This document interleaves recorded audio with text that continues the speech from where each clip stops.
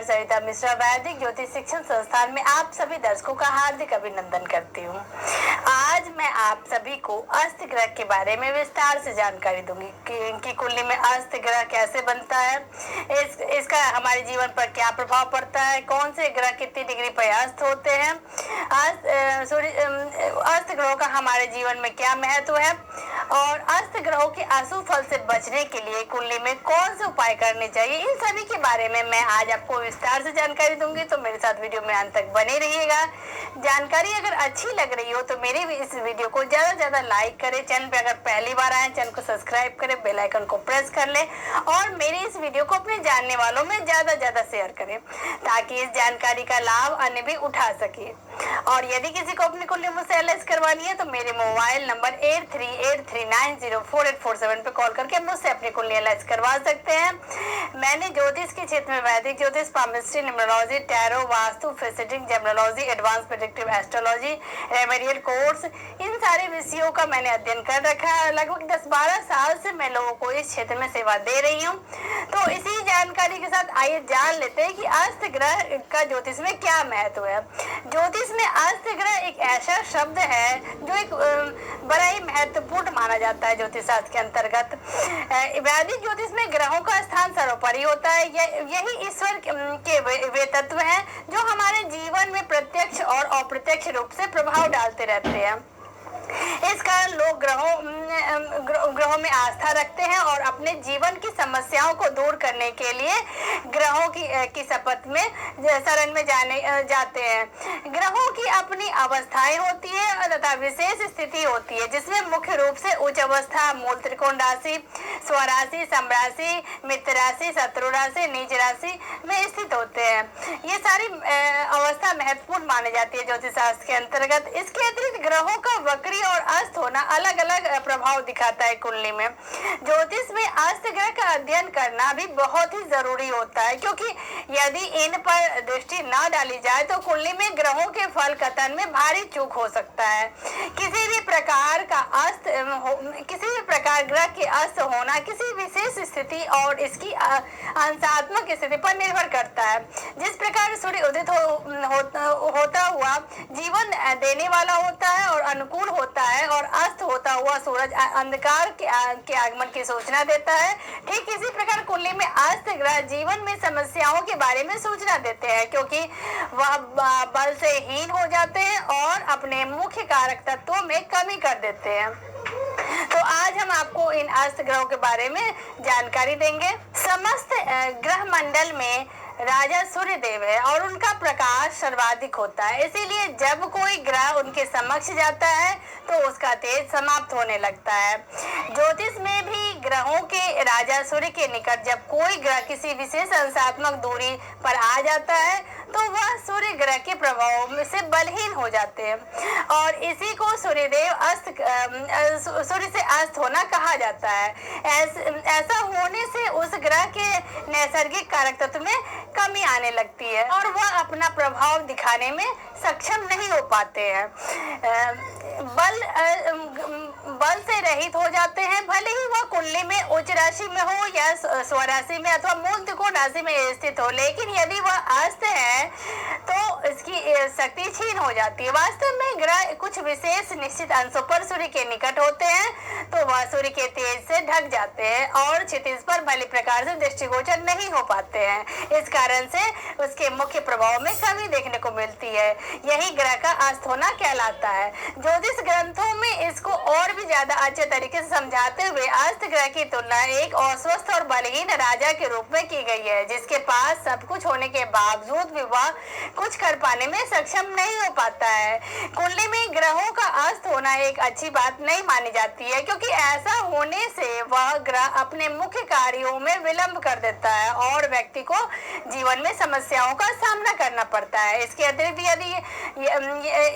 यदि यही अस्त ग्रह किसी नीच राशि में स्थित हो तो कुंडली में अशुभ स्थानों में स्थित हो या पाप ग्रह के प्रभाव में हो तो भी ज्यादा अशुभ फल देने वाला बन जाता है। तो ये जानते हैं कि ज्योतिष में ग्रह अस्त्र कैसे होते हैं। भारतीय फलित ज्योतिष अथवा वैदिक ज्योतिष में किसी भी कुंडली में ग्रहों की अवस्था के बारे में बताया गया है। कोई भी ग्रह कुंडली में 10 प्रकार की अवस्था में स्थित हो सकता है। ये 10 अवस्थाएं मुख्य रूप से दीप्त, स्वस्थ, मुदित, शक्त, शांत, पीड़ित, दीन, विकल्प, खल और भीत कहलाती है। इन्हीं में से एक स्थिति है ग्रह का अस्त होना। जब किसी जातक की कुंडली में कोई ग्रह अस्त अवस्था में होता है तो उसे विकल्प भी हो जाता है। सभी नवग्रह सौर मंडल में अपने परिक्रमा पथ पर परिक्रमा करते रहते हैं। जब यह ग्रह किसी विशेष अवस्था में सूर्य के निकट आ जाते हैं तो उनके प्रभाव से अस्त हो जाते हैं, अर्थात सूर्य से उस ग्रह के बीच की अंशात्मक दूरी के आधार पर कोई ग्रह अस्त हो जाता है। अब आइए जान लेते हैं कि ज्योतिष में विभिन्न ग्रह कब अस्त अवस्था में होते हैं। सूर्य सभी ग्रहों को अस्त करते हैं लेकिन स्वयं अस्त कभी नहीं होते हैं। राहु और केतु छाया ग्रह माने जाते हैं, इस कारण से ये भी कभी अस्त नहीं होते हैं। चंद्र, मंगल, बुध, बृहस्पति, शुक्र और शनि विभिन्न अंशात्मक दूरी पर सूर्य के निकट आने पर ही अस्त होते हैं।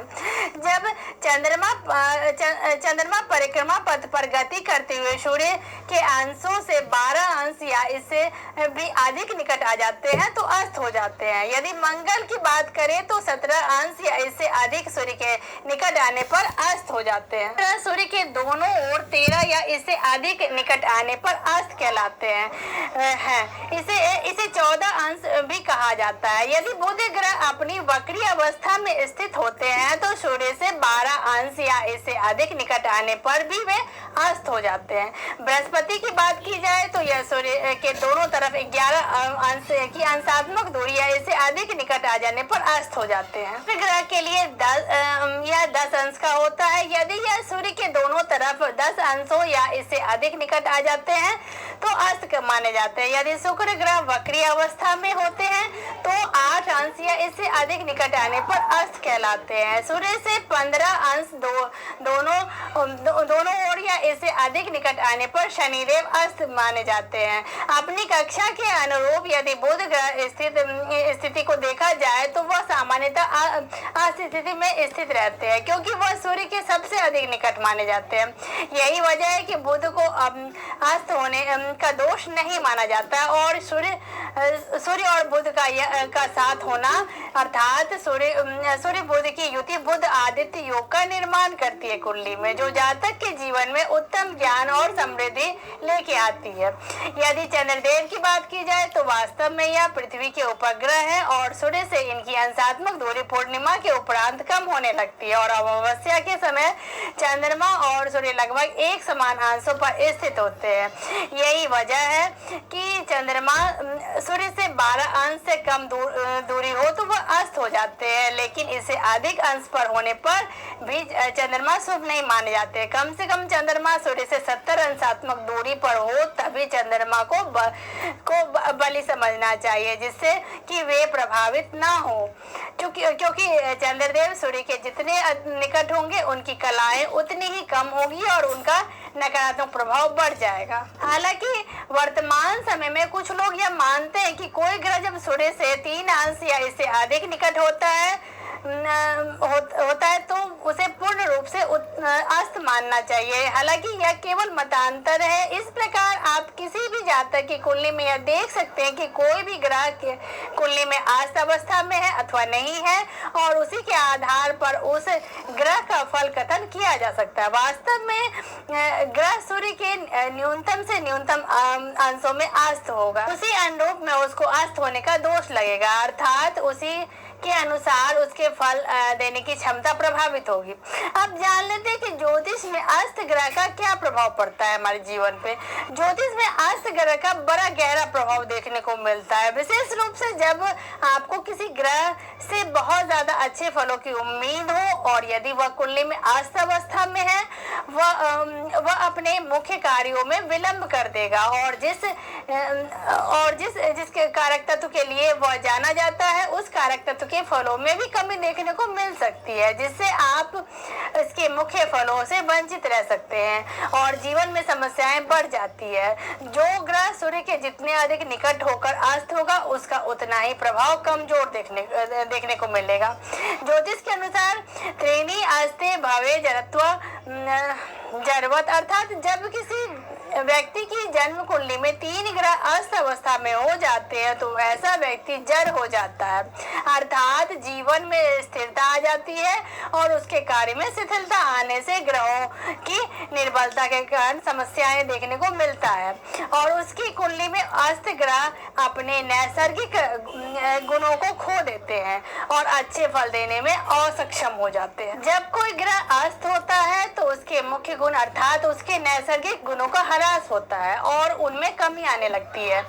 वह ग्रह जिन भावों का स्वामी होता है और जिन भावों में स्थित होता है उनसे संबंधित फलों में विलंब और कमी लाता है।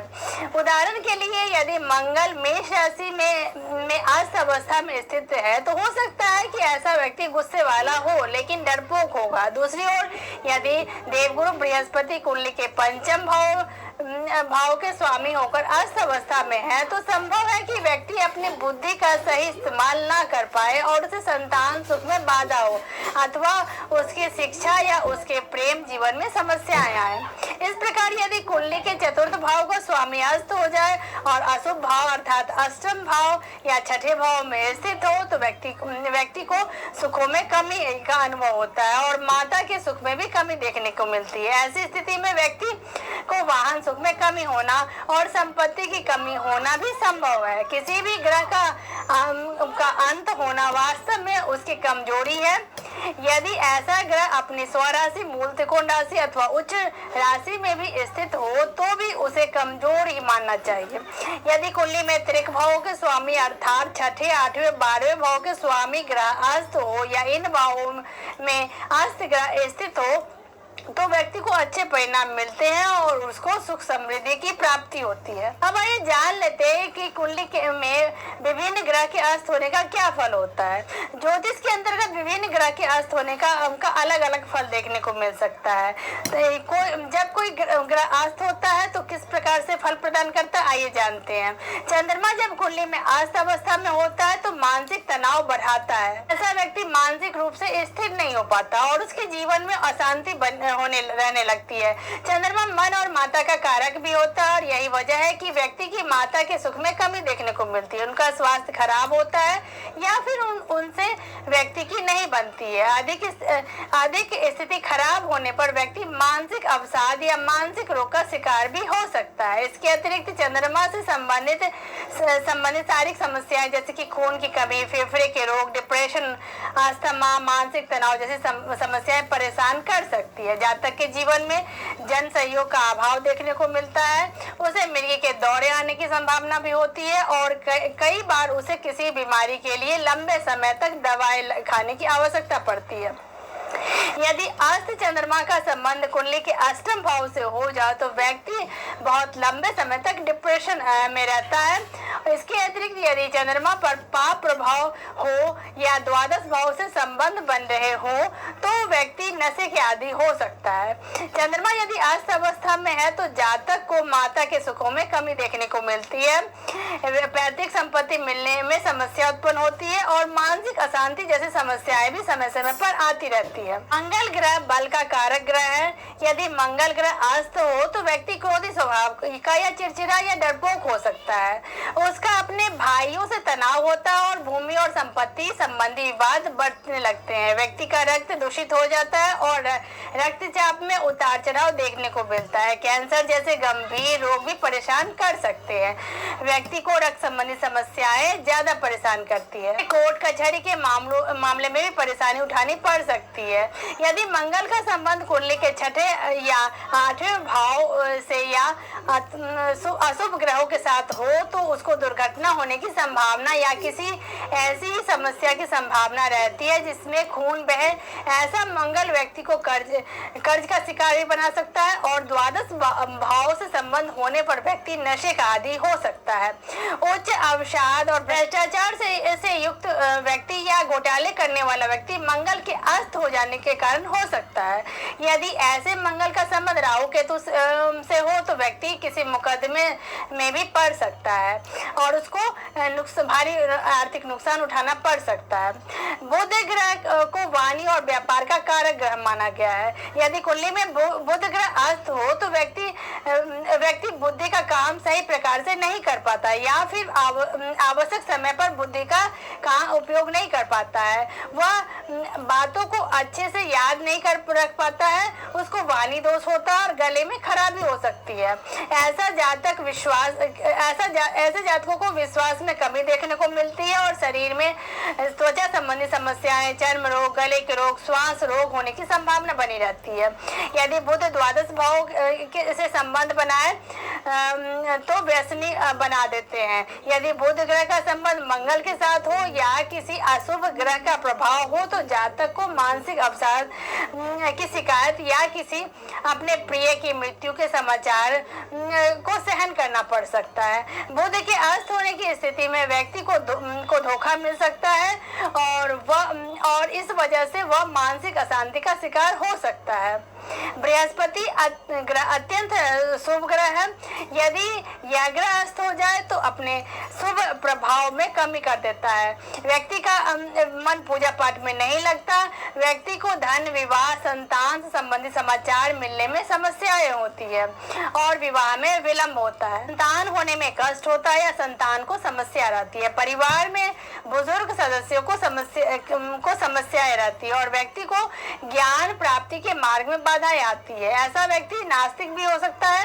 गुरु बृहस्पति के अस्त होने पर व्यक्ति को अमाशय के रोग, टाइफाइड बुखार, साइनस की समस्या, मधुमेह के रोग जैसी समस्याएं पैदा हो सकती है। इसके अतिरिक्त कोर्ट कचहरी के कामों में समस्याएं, गुरुजनों और शिक्षकों में से मतभेद और पढ़ाई में मन न लगना जैसी समस्याएं भी हो सकती है। यदि बृहस्पति अस्त होने के साथ पाप ग्रहों के अधिक प्रभाव में हो तो व्यक्ति को संतान सुख का अभाव भी हो सकता है अथवा अष्टम भाव से संबंध होने पर किसी प्रिय जन के वियोग का समाचार भी सुनने को मिल सकता है। यदि यही बृहस्पति द्वादश भाव से संबंध बनाए तो व्यक्ति अनैतिक संबंधों का शिकार हो सकता है और मान हानि उठानी पड़ सकती है। शुक्र ग्रह को काम और भोग तथा भौतिक सुख का कारक ग्रह माना जाता है। यदि कुंडली में शुक्र ग्रह अस्त अवस्था में हो तो ऐसे व्यक्ति को विवाह में समस्याओं का सामना करना पड़ सकता है। यदि वह जातक कोई महिला है तो उसे गर्भाशय के रोग हो सकते हैं या स्त्री रोग जैसी समस्याएं हो सकती है। अस्त शुक्र ग्रह की स्थिति व्यक्ति को जननांगों के रोग या यौन रोग भी प्रदान कर सकता है। ऐसा व्यक्ति चरित्रहीन भी हो सकता है। उसको गुर्दे के रोग, आंखों की समस्याएं, मूत्राशय के रोग, त्वचा संबंधी समस्याएं भी हो सकती है। यदि शुक्र का संबंध राहु अथवा केतु से हो तो वह व्यक्ति के मान सम्मान को हिला देता है। इसके अतिरिक्त कुंडली के छठे या आठवें भाव से संबंध होने पर व्यक्ति को बड़े रोग हो जाते हैं। यदि व्यक्ति विवाहित है तो जीवन साथी को भी स्वास्थ्य कष्टदायक रहेगा, काफी परेशान कर सकता है। यदि शुक्र का संबंध अस्त अवस्था में अष्टम भाव से हो जाए तो दाम्पत्य जीवन में समस्याएं आने लगती है और द्वादश भाव से संबंध होने पर व्यक्ति विभिन्न प्रकार के व्यसनों में पड़ सकता है तथा जीवन में सुख सुविधाओं से वंचित हो सकता है। शनि ग्रह कर्म फलदाता माने जाते हैं। यदि कुंडली में शनि देव अस्त अवस्था में हो तो जातक को अपने कर्म में समस्याएं आती है। वह जहां नौकरी या व्यापार करता है वहां परेशानी उठानी पड़ती है। वरिष्ठ अधिकारियों या समाज के गणमान्य लोगों से तालमेल नहीं बैठ पाता है और उनसे अनबन हो जाती है। सामाजिक प्रतिष्ठा में कमी आती है और कई बार व्यक्ति नशीली वस्तुओं के सेवन में लग जाता है। शनि के अस्त होने पर व्यक्ति को पैरों में दर्द, जोड़ों में दर्द, कमर दर्द या स्नायु तंत्र के रोग परेशान कर सकते हैं। यदि ऐसा शनि छठे भाव के स्वामी के साथ संबंध बनाए तो रीढ़ की हड्डी की समस्या दे सकता है या फिर जोड़ों में दर्द भी हो सकता है। यदि शनि का प्रभाव अष्टम के स्वामी के साथ हो जाए या फिर अष्टम भाव से हो जाए तो व्यक्ति का रोजगार भी जा सकता है। द्वादश भाव में ऐसे शनि का संबंध होने पर व्यक्ति किसी गंभीर बीमारी का शिकार हो सकता है। उसको मानसिक अशांति घेर सकती है। उसे अपने जीवन में सफलता पाने के लिए अत्यंत ही कठोर श्रम करना पड़ सकता है और कई बार नीच प्रवृत्ति के लोगों के साथ उसकी संगति हो जाए तो बाद में उसके लिए दुखदायी साबित हो सकता है। आप जानते हैं कि आज से ग्रहों से संबंधित कुछ सामान्य नियम कौन कौन से रहने वाले, आइए जानते हैं। आमतौर पर यही माना जाता है कि जब कोई ग्रह अस्त अवस्था में हो जाता है तो वह बलहीन हो जाता है और ऐसा प्रतीत होता है जैसे किसी व्यक्ति के पास सब कुछ होने के पश्चात भी वह खाली हाथ हो और उसकी ताकत उससे छीन ली गई हो। कुंडली में अस्त ग्रह के बारे में विवेचना करने में कुछ सामान्य नियम इस प्रकार है, आइए जानते हैं। यदि जो ग्रह अस्त हो रहा है वह सूर्य देव के मित्र हैं तो कम अशुभ होता है, अर्थात कम समस्याएं देता है। अस्त ग्रह कितने अंशों पर अस्त होता है और कितने अंश पर किसी कुंडली में अस्त है, इसका ध्यान रखना अत्यंत ही आवश्यक है, क्योंकि इसी आधार पर पता चलता है कि अस्त ग्रह कितनी निष्प्रभावी हुई है। अधिक निकट होने पर अस्त ग्रह अधिक बलहीन होते हैं और कम निकट होने पर अपेक्षाकृत थोड़ा सा कम बलहीन हो जाते हैं। उदाहरण के तौर पर यदि शुक्र सूर्य से 10 अंश पर अस्त है और किसी दूसरे जातक कुंडली में शुक्र सूर्य से 2 अंश पर अस्त है तो दोनों प्रकार के अस्त शुक्र के फलों में काफी अंतर देखने को मिलेगा। यदि कोई ग्रह अस्त अवस्था में है परंतु वह किसी शुभ भाव में स्थित है अथवा किसी शुभ ग्रह की दृष्टि से देखा जा रहा है तो उसके अस्त होने के दुष्परिणाम में काफी हद तक कमी देखने को मिलेगी। यदि लग्न भाव का स्वामी अस्त अवस्था में हो और किसी पाप ग्रह के साथ संबंध बनाए तो वह काफी समस्याप्रद हो सकता है। अब हम जान लेते हैं कुंडली में अस्त ग्रहों को ठीक करने के लिए कौन से उपाय अपनाकर हम अस्त ग्रहों के सुफल में वृद्धि कर सकते हैं। वही जान लेते हैं कि कुंडली में अस्त ग्रहों के लिए हमें कौन से उपाय करने चाहिए। जहाँ समस्या होती है वहाँ समाधान भी होता है। इसी प्रकार जब कुंडली में कोई ग्रह अस्त होता है तो उसके प्रभाव को अनुकूल बनाने और मजबूत करने के लिए उस ग्रह को अतिरिक्त बल देने की अवस्था होती है ताकि वह अपने फलों को मजबूती से प्रदान कर सके और जातक को उसका लाभ दिला सके। यहाँ पर यह देखना अत्यंत आवश्यक है कि वह ग्रह उस कुंडली के लिए शुभ ग्रह है अथवा अशुभ। यदि वह अशुभ ग्रह है तो उसे संबंधित दान किया जाता है और यदि शुभ ग्रह है तो उसके रत्नों को दान किया जा सकता है और इसके अतिरिक्त ग्रहों के मंत्रों का जाप करना भी सर्वाधिक उपयुक्त रहता है। यदि आपकी कुंडली में कोई ग्रह अस्त अवस्था में है तो नवग्रह के बीज मंत्रों से कुंडली के अस्त ग्रह के मंत्रों का जाप करके अस्त ग्रह को शुभ फल में परिवर्तित किया जा सकता है। आइए जान लेते हैं कि नवग्रहों से संबंधित मंत्र कौन कौन से हैं। सबसे पहले सूर्य के लिए मंत्र है ओम ह्राम ह्रीम ह्रौम स सूर्याय नमः। चंद्रमा के लिए मंत्र है ओम श्राम श्रीम श्रौम स चंद्रमसे नमः। मंगल के लिए मंत्र है ओम क्राम क्रीम क्रोम सह भौमाय नमः। बुध के लिए मंत्र है ओम ब्राम ब्रीम ब्रौम सह बुद्धाय नमः। गुरु बृहस्पति के लिए मंत्र है ओम ग्राम ग्रीम ग्रौम सह गुरुवे नमः। शुक्र के लिए मंत्र है ओम द्राम द्रीम द्रौम सह शुक्राय नमः। शनि के लिए मंत्र है ओम प्राम प्रीम प्रौम सह शनिश्चराय नमः। राहु देव के लिए मंत्र है ओम भ्राम ब्रीम ब्रौम सह राहवे नमः। केतु के लिए मंत्र है ओम स्त्राम स्त्रीम स्त्रौम सह केतवे नमः। तो इन नवग्रहों के मंत्रों का जाप करके हम अपनी कुंडली में अस्त ग्रह को के प्रभाव को दूर करके उनके पूर्ण फल की प्राप्ति कर सकते हैं। तो इसी जानकारी के साथ आप सभी स्वस्थ हो, प्रसन्न हो, आनंदित हो। मेरे इस वीडियो को इतना ध्यान से देखने के लिए आप सभी का बहुत बहुत धन्यवाद।